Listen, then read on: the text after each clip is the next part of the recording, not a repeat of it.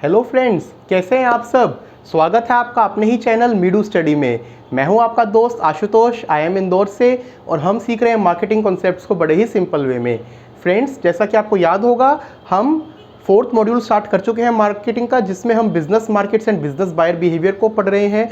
हमारी पिछली दो वीडियोस, वीडियो नंबर 18 और 19 में हमने जाना था कि बिजनेस मार्केट क्या होती है और बिजनेस बायर बिहेवियर को समझा था। आज की जो हमारी अब नेक्स्ट वीडियो है, इसी चैप्टर की सीरीज की थर्ड वीडियो, उसमें हम जानेंगे कि बिजनेस बायर जब डिसीजन को लेता है तो उसका क्या प्रोसेस रहता है। बिजनेस बायर डिसीजन प्रोसेस, ठीक है फ्रेंड्स। तो बिजनेस बायर डिसीजन प्रोसेस को फ्रेंड्स 8 स्टेजेस में समझा जाता है। 8 स्टेजेस होती हैं जिसमें एक बिजनेस बायर गुजरता है। आज हम उन्हीं को डिटेल में समझेंगे। सबसे पहली होती है फ्रेंड्स प्रॉब्लम रिकॉग्निशन। ध्यान होगा आपको, कंज्यूमर के केस में भी हमने बात की थी नीड रिकॉग्निशन या प्रॉब्लम रिकॉग्निशन की। उसके बाद need description, product specification, supplier search, फिर हम आ जाते हैं प्रपोजल सॉलिसिटेशन पे, सप्लायर सिलेक्शन पे, ऑर्डर रूटीन स्पेसिफिकेशन पे, और लास्ट में परफॉर्मेंस रिव्यू में। ये 8 स्टेजेस होती हैं जो एक बिजनेस बाइंग के केस में होती हैं। चलिए स्टार्ट करते हैं इनको एक एक करके समझना डिटेल में। सबसे पहले तो प्रॉब्लम रिकॉग्निशन। अब देखिए, प्रॉब्लम रिकॉग्निशन का मतलब क्या, कंज्यूमर में भी हमने जाना था, कुछ ना कुछ प्रॉब्लम या कुछ ना कुछ नीड तो होती है ना जिसके लिए आप बाय कर रहे हैं। आपने रिकॉग्नाइज किया, उसी को हम बोलते हैं प्रॉब्लम रिकॉग्निशन। तो first stage in which someone in the company recognizes a problem और need that can be met by acquiring. अब देखिए, ये दो तरीके के स्टिमुलस से हो सकता है। आपको इंटरनल से समझ में आ सकता है कि कुछ नीड है, या एक्सटर्नल से। अब इंटरनल कैसे, कुछ नया प्रोडक्ट लॉन्च हुआ कुछ आपकी कंपनी में।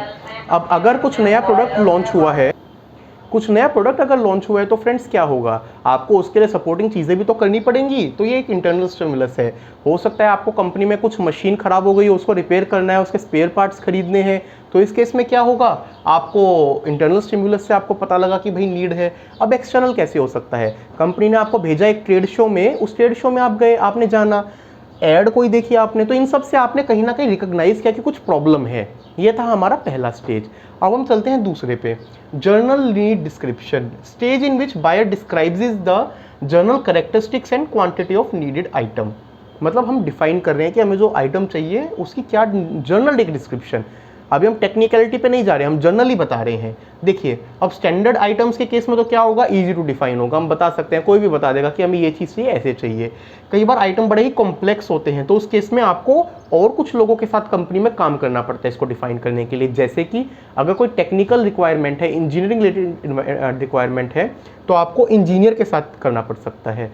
कई बार मान लीजिए आप बैठते हैं कॉर्पोरेट में और प्लांट की कुछ रिक्वायरमेंट है, तो हो सकता है आपको उन एंड यूजर से बात करनी पड़े। कई बार तो कंसल्टेंट से भी करना पड़ता है। इन सब से हम डिफाइन करवाते हैं कॉम्प्लेक्स के केस में। ये था हमारा सेकंड स्टेप, जिसमें हमने जर्नल नीड डिस्क्राइब कर ली है। अब थर्ड में हम आते हैं प्रोडक्ट स्पेसिफिकेशन में। देखिए, सिर्फ जर्नल से आप मार्केट में नहीं जा सकते, क्योंकि पता है आज के टाइम में सेम चीज़ देने वाले जो है ना, हज़ारों मिल जाएंगे। अगर आप कहेंगे कि मुझे एक प्रिंटर चाहिए, आपको प्रिंटर देने वाले 20 लोग मिल जाएंगे। वो आपसे फिर टेक्निकल चीज़ें पूछेगा, सर आपको क्या स्पेसिफिकेशन है, कितना कलर क्या होना चाहिए, कैसे होना चाहिए। अब आप कहेंगे ये सब तो मैंने सोचा नहीं था, मेरे को तो ये पता था बस प्रिंटर लेना है। सिंपल घर के एग्जांपल से ले लीजिए ना, अब आप मोबाइल फ़ोन लेने जाते हैं, मोबाइल में क्या कम स्पेसिफिकेशन है, कितना कैमरा है, कितनी स्टोरेज है, कितना रैम है, कितना क्या इंटरफेस है, और पता नहीं क्या क्या। आप दुकान पे जाके कई बार ऐसे लगता है कि यार मैं तो अनपढ़ हूँ, मुझे तो पता ही नहीं। तो वहाँ पे बिजनेसेस के केस में काम आता है थर्ड स्टेप, जहाँ पे आप प्रोडक्ट की डेफिनेशन को, स्पेसिफिकेशन को क्लियरली बताते हैं। तो आप देखिए क्या हाईलाइट किया हमने, बेस्ट टेक्निकल प्रोडक्ट कैरेक्टरिस्टिक्स, मतलब टेक्निकली इसको डिफाइन किया जाता है। और कंपनी में नॉर्मली ये जो है, कंपनी में जो इंजीनियरिंग टीम रहती है ना, या अगर आप कुछ केमिकल बना रहे हैं वैसा कर रहे हैं, तो जो आपकी रिसर्च टीम रहती है, जो आपकी डेवलपमेंट टीम रहती है, टेक्निकल केमिकल टीम, वो कहीं ना कहीं आपको इंजीनियरिंग टीम प्रोडक्ट स्पेसिफिकेशन बताने में मदद करती है। ये था हमारा थर्ड स्टेप। तो अभी तक हम क्या कर चुके हैं, हमें पता लगा हमारी कोई नीड है, हमने उसको जर्नल डिस्क्राइब किया और उसकी स्पेसिफिकेशंस को बता दिया। अब हमारे पास स्पेसिफिकेशन है, सेट है, हमें सब पता है, तो अब हम निकलेंगे मार्केट में सर्च करने के लिए, जिसको बोला जाता है सप्लायर सर्च। ठीक है फ्रेंड्स, सप्लायर सर्च में क्या होता है, तो हमारा फोर्थ स्टेप जैसे कि फ्रेंड्स आप देख सकते हैं, सप्लायर सर्च। सप्लायर सर्च में क्या होगा, बायर जो है वो बेस्ट वेंडर को सर्च करने की कोशिश कर रहा है। और सर्च करने के क्या क्या अलग अलग तरीके हो सकते हैं। देखिए, सबसे पहला तो सिंपल है आज के टाइम में, जो हम में से हर कोई करता है, ऑनलाइन सर्च। आप कुछ भी डालिए कि मुझे ये चीज़ चाहिए, आप गूगल करेंगे, आपको लिस्ट आ जाएगी उसके टॉप सप्लायर्स की। उसके बाद कुछ ट्रेड डायरेक्टरीज भी होती है। ट्रेड डायरेक्टरीज में क्या होता है कि पर्टिकुलर बिजनेस से रिलेटेड सब लोगों की एक मेंटेन्ड है, उनकी वेबसाइट्स, उनकी वो अलग अलग ट्रेड के लिए अवेलेबल होती है, उसको बोलते हैं ट्रेड डायरेक्टरी। और थर्ड मेथड होता है phoning other companies for recommendations. कई बार ये होता है कि आप कुछ तो चीज़ खरीद रहे हैं, अब मान लीजिए रिलेटेड आइटम आपको खरीदना होगा, तो आप अपने दूसरे सप्लायर से पूछ सकते हैं ना कि अरे चलो, आप पहले उसे कहेंगे कि ये वाली चीज़, वो कहेगा सॉरी सर मेरे पास तो नहीं है। अच्छा कोई बात नहीं, तेरे पास तो नहीं है, तुम तो मार्केट में घूमते रहते हो, और कोई सप्लायर होगा आपकी नज़र में, हाँ सर है ना मिस्टर, इनसे ले लो, ये कंपनी देती है। तो ये आपने क्या किया, अदर कंपनी को फ़ोन करके किया। तो कुछ भी मेथड लगाइए, आप सर्चिंग कर रहे हैं सप्लायर्स की, और बेस्ट वेंडर आपको ढूंढना आपका एम है। तो ये था हमारा फोर्थ स्टेप जिसमें हमने सप्लायर्स को सर्च किया। अब फिफ्थ होता है प्रपोजल सोलिसिटेशन। आपने देखिए इसमें क्या होगा, हम क्वालिफाइड सप्लायर्स से उनको कांटेक्ट करेंगे और उनको कहेंगे कि आप अपना प्रपोजल को सबमिट करो। ठीक है फ्रेंड्स, हम तक कहाँ तक पहुँच चुके हैं, हमने नीड को जाना, आइटम को डिस्क्राइब किया, टेक्निकली डिस्क्राइब किया, सप्लायर सर्च किया, और अब उनसे हमने प्रपोजल मंगवा लिए। प्रपोजल्स अब आपके पास आ गए हैं। अब रिस्पॉन्स में क्या होगा, some supplier will refer the buyer to their website. अब मान लीजिए आप नए वो हैं खरीदार, और सामने वाले को भी लग रहा है आप इन द पोटेंशियल नहीं है, तो आपको वो क्या कहेगा, सबसे पहले जवाब में कह देगा सर ये हमारी वेबसाइट है, इसमें सारी डिटेल है, आप देख लीजिए। या सर एक प्रमोशनल मैं आपको अपना पूरा मेल भेज देता हूँ जिसमें हमारी कंपनी की पूरी डिटेल लिखी है, और आपको मैं कैटलॉग भिजवा देता हूँ।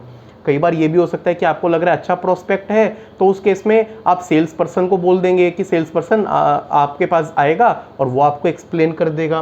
तो ये सारे जो थे हमारे मेथड्स थे जिसमें हमने प्रपोजल्स मंगवाए। प्रपोजल्स आपके पास पहुंचने की स्टेज थी, ये थी हमारी स्टेज नंबर 5। अब आपके पास प्रपोजल्स भी आ गए हैं, तो उसके बाद क्या होगा, अब हम चलते हैं अपनी नेक्स्ट स्टेज में, जिसमें कि हमारे पास उन प्रपोजल्स को हमने इवेल्युएट करके और सप्लायर को सेलेक्ट करना है। Stage in which buyer reviews proposals and selects a particular supplier or various suppliers। अब सप्लायर सिलेक्शन में क्या होता है, जो हमने बात की थी ना एक बाइंग सेंटर की कंपनी में जिसमें 5 अलग अलग लोग थे, वो एक लिस्ट बनाएंगे कि हमें कैसे कैसे एट्रीब्यूट्स चाहिए और हमारे लिए क्या वो इंपॉर्टेंस है। अब आप इसको एक एग्जांपल से समझिए। मान लीजिए आप कोई नई चीज़ खरीद रहे हैं, तो हमेशा सिर्फ पैसा इंपॉर्टेंट नहीं होता ना, आपको ये देखना पड़ेगा सामने वाला किस टर्म्स में आपको दे रहा है, उसकी क्या स्पेसिफिकेशंस हैं, उसकी मार्केट में क्या रेपुटेशन है, क्या डिलीवरी का वो बोल रहा है। इन सबको रिलेट करके जो है हम सप्लायर को सेलेक्ट करते हैं।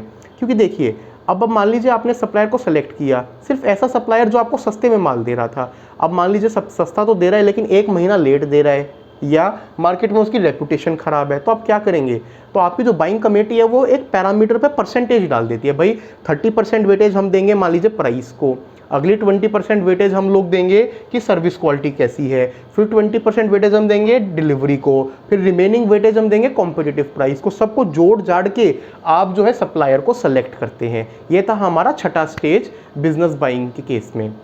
अब आपने सप्लायर को सेलेक्ट कर लिया कि मुझे किससे खरीदना है, तो हम क्या करेंगे, अब इस केस में जिसको बोला जाता है ना कंपनीज में पीओ बनाना, परचेज ऑर्डर बनाना, वो किया जाता है। तो यहाँ पे हम क्या करते हैं, buyer writes the final order with chosen supplier. और इसमें जब भी आप फ्रेंड्स पीओ बनता है, आप कोई कंपनी में अगर आप खुद इसमें इन्वॉल्व है तो आप समझ सकते हैं, अदरवाइज आप अपने किसी फ्रेंड से बात कर सकते हैं, आप इसको समझ सकते हैं कि सब कुछ डिटेल में लिखा जाता है।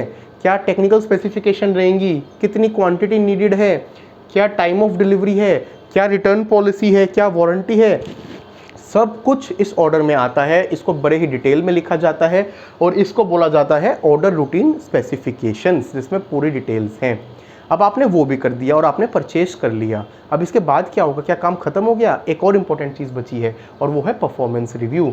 Stage in which buyer assesses the performance of supplier and decide to continue, modify और ड्रॉप द अरेंजमेंट। अब आपने किसी से कुछ खरीदा, तो ऐसा नहीं है ना कि आप हमेशा उसी से खरीदेंगे। आपकी मैनेजमेंट कहेगी ना भाई इसको इवैल्यूएट करो। अब किस टर्म्स में आप इवैल्यूएट करेंगे, जो चीज़ थी क्या उसने टाइम से दी, हाँ जी टाइम से दी, क्वालिटी ठीक थी, पेमेंट ठीक से हुआ, सप्लाई में कोई दिक्कत नहीं आई। अब आपका जो एक्सपीरियंस रहा उसके बेसिस पे आपके 3 डिसीजन हो सकते हैं। सबसे पहला तो आपको सब कुछ पसंद आ गया तो आप कंटिन्यू करेंगे। कई बार ये होगा कि आपने देखा कि उसकी जो है ना डिलीवरी लेट थी, पेमेंट सब एडवांस ले रहा था, तो आप क्या करेंगे, कहीं ना कहीं उसको मॉडिफाई कर देंगे कि इस टर्म को मॉडिफाई कर दिया। और आप अगर बिल्कुल खुश नहीं है तो आप कह देंगे भाई हमें नहीं खरीदना आगे से, इसको ख़त्म करते हैं, एक बार आपसे ले लिया, अच्छा एक्सपीरियंस नहीं रहा, आप अरेंजमेंट को ड्रॉप कर देंगे। ये था हमारा last and final step friends, जिसका था परफॉर्मेंस रिव्यू। तो फ्रेंड्स ये थी हमारी 8 स्टेजेस। एक बार वापस से इन 8 स्टेजेस को देख लेते हैं कि ये 8 स्टेजेस क्या होती हैं। एक बार क्विक रिव्यू कर लेते हैं उन 8 स्टेजेस का।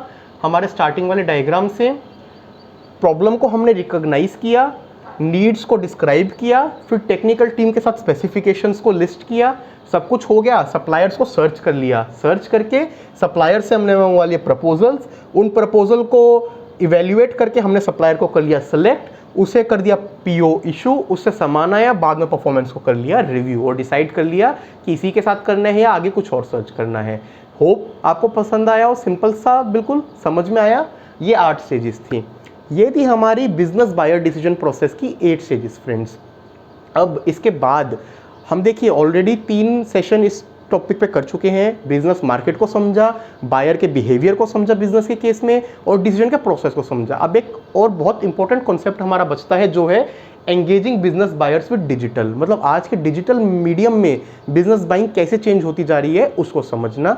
ये हमारा लास्ट वीडियो रहेगा इस पर्टिकुलर चैप्टर का, और इसके साथ हमारा ये मॉड्यूल फिनिश हो जाएगा। तो अगले चैप्टर में, अगली वीडियो में हम इसके बारे में बात करेंगे।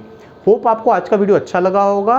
प्लीज़ आपको पसंद आया हो तो इसको लाइक कीजिए, हमें बड़ा प्रोत्साहन मिलता है आपकी लाइक से, आपकी कमेंट से। और हमारे चैनल मीडू स्टडी को सब्सक्राइब कीजिए ताकि और नॉलेज को चाहने वाले, समझने वाले लोग इसको जान सकें। आपका कोई भी फ्रेंड्स फीडबैक हो तो हमारी जो मेल आईडी है meedu.study@gmail.com, उस पर प्लीज़ हमें बताइए, हम डेफिनेटली उस पर काम करेंगे और ऐसा ही क्वालिटी कंटेंट आपके लिए लाते रहेंगे। Thank you friends, have a very good day all of you.